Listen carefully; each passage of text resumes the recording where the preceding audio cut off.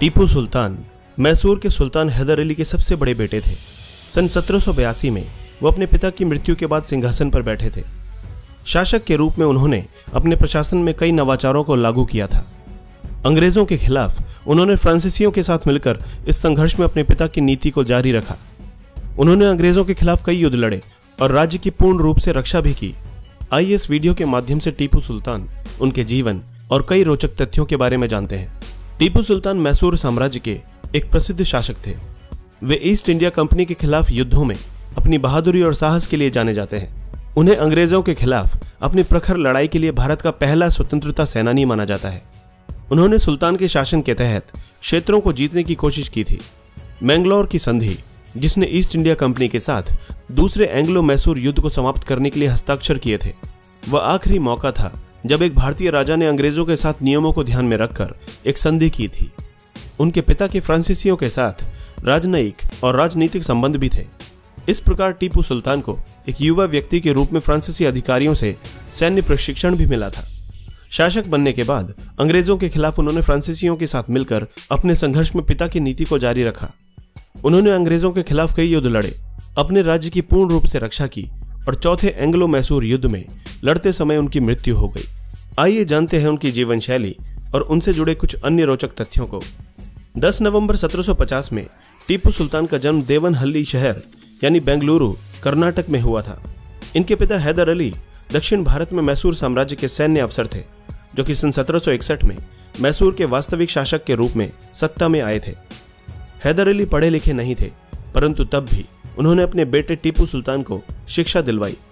क्या आप जानते हैं कि 15 साल की उम्र में टीपू सुल्तान ने 1766 में हुई ब्रिटिश के खिलाफ मैसूर की पहली लड़ाई में अपने पिता का साथ दिया था। हैदर अली संपूर्ण दक्षिण भारत में एक शक्तिशाली शासक बने और टीपू सुल्तान ने अपने पिता के कई सफल सैन्य अभियानों में महत्वपूर्ण भूमिका निभाई थी। साथ ही आपको बता दें कि टीपू सुल्तान के पिता हैदर अली ने टीपू सुल्तान का नाम फतेह अली खान साहब रखा था, लेकिन एक स्थानीय संत जिनका नाम टीपू मस्तान औलिया था से प्रभावित होकर उन्हें अक्सर टीपू बुलाया जाने लगा और इस तरह उनका नाम टीपू सुल्तान पड़ा। टीपू सुल्तान को आमतौर पर मैसूर के टाइगर के रूप में जाना जाता है। इस जानवर को उन्होंने अपने राज्य के प्रतीक के रूप में अपनाया था। ऐसा कहा जाता है कि एक बार टीपू सुल्तान एक फ्रांसीसी मित्र के साथ जंगल में शिकार कर रहे थे, तब वहां एक बाघ उनके सामने आ गया। उस समय उनकी बंदूक काम नहीं कर पाई और बाघ उनके ऊपर कूद गया और उनकी बंदूक भी जमीन पर गिर गई। वो बिना डरे कोशिश करके किसी तरह बंदूक तक पहुंचे, उसे उठाया और बाघ को मार गिराया। तभी से उन्हें मैसूर का टाइगर नाम से बुलाया जाने लगा। टीपू सुल्तान नीतियों में काफी तेज थे। उन्होंने अपनी समझदारी के कारण 15 वर्ष की उम्र में ही मालाबार साम्राज्य पर कब्जा कर लिया था। तब उनके पास सिर्फ 2000 सैनिक थे और मालाबार की सेना काफी अधिक थी, लेकिन तब भी उन्होंने फौज का सामना किया। वे डरे नहीं और आखिरकार जीत उन्हीं की हुई। पिता की मृत्यु के बाद टीपू सुल्तान मैसूर साम्राज्य के शासक बन गए थे और इसके बाद उन्होंने अंग्रेजों की अग्रिमों की जांच करने के लिए मराठों और मुगलों के साथ गठबंधन भी किया। उन्होंने सैन्य रणनीतियों पर काम करना शुरू किया। सन 1784 में द्वितीय एंग्लो मैसूर युद्ध को समाप्त करने के लिए अंग्रेजों के साथ मैंगलोर की संधि भी की थी। हम आपको बता दें कि शासक के रूप में वो एक काफी कुशल व्यक्ति साबित हुए। उन्होंने अपनी पिता की छोड़ी हुई परियोजनाओं जैसे सड़कें, पुल, प्रजा के लिए मकान और बंदरगाह इत्यादि को पूरा करवाया। युद्ध में रॉकेट, लोहे से बनी हुई मैसूरियन रॉकेट और मिसाइल का निर्माण किया। उन्होंने ऐसा अद्भुत सैन्य बल तैयार किया जो कि जरूरत पड़ने पर अंग्रेजों को नुकसान पहुंचा सके। उन्होंने अपने क्षेत्र का विस्तार किया, कई योजनाएं बनाई। त्रवंकोर पर भी उनकी नजर थी, जिसके तहत उन्होंने वहां के महाराजा के खिलाफ हमले का शुभारंभ किया। महाराजा ने ईस्ट इंडिया कंपनी से मदद ली और सन 1790 में टीपू सुल्तान पर हमला किया।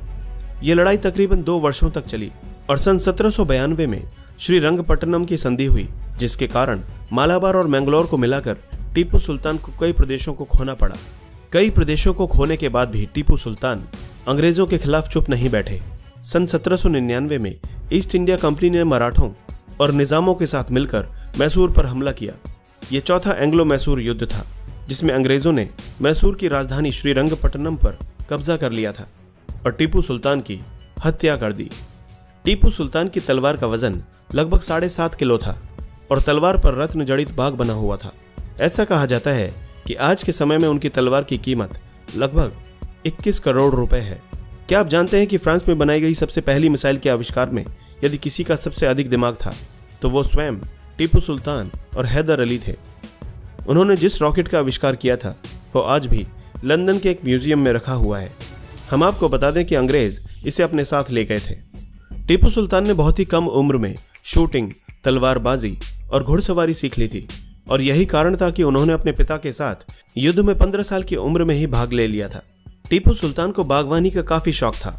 ये इस बात से पता चलता है कि विदेशी गणमान्य व्यक्तियों के साथ उनके अधिकांश पत्राचार हमेशा बीजों और पौधों की नई किस्मों के लिए अनुरोध को लेकर होते थे। उन्हें बेंगलोर में 40 एकड़ लालबाग बॉटनिकल गार्डन की स्थापना के लिए भी जाना जाता है। टीपू सुल्तान दक्षिण भारत को अंग्रेजी हमलों से लंबे समय तक बचाते रहे। अंत में आपको बता दें कि भारत के पूर्व राष्ट्रपति डॉक्टर APJ अब्दुल कलाम ने टीपू सुल्तान को दुनिया का पहला युद्ध रॉकेट इनोवेटर कहा था। दोस्तों, इसी तरह की इंटरेस्टिंग और इन्फॉर्मेटिव वीडियोस देखने के लिए हमारे चैनल हिस्टोरिक हिंदी को आज ही सब्सक्राइब करें और बेल आइकन को दबाना ना भूलें।